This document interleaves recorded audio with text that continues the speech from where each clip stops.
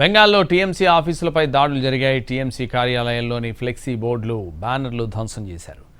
బర్ధమాన్ జిల్లా జామూరియాలో గుర్తు తెలియని వ్యక్తులు తృణమూల్ ఆఫీసుకు నిప్పు పెట్టారు. అలాగే బారిపూర్లో పార్టీ బ్యానర్లు, సీఎం మమతా బెనర్జీ, తృణమూల్ నేత అభిషేక్ బెనర్జీ ఫోటోలను చింపేసి రోడ్డును పడేశారు. ఈ ఘటనల వెనుక బీజేపీ మద్దతుదారులు ఉన్నారని తృణమూల్ కాంగ్రెస్ పార్టీ ఆరోపిస్తోంది.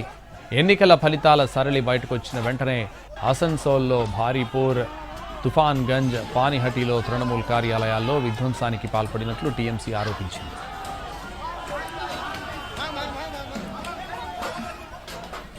అయితే టీఎంసీ ఆరోపణలను బీజేపీ ఖండించింది. తృణమూల్ కాంగ్రెస్ ఆఫీసులపై దాడి ఘటనల్లో తాము ప్రమేయం లేదని స్పష్టం చేసింది.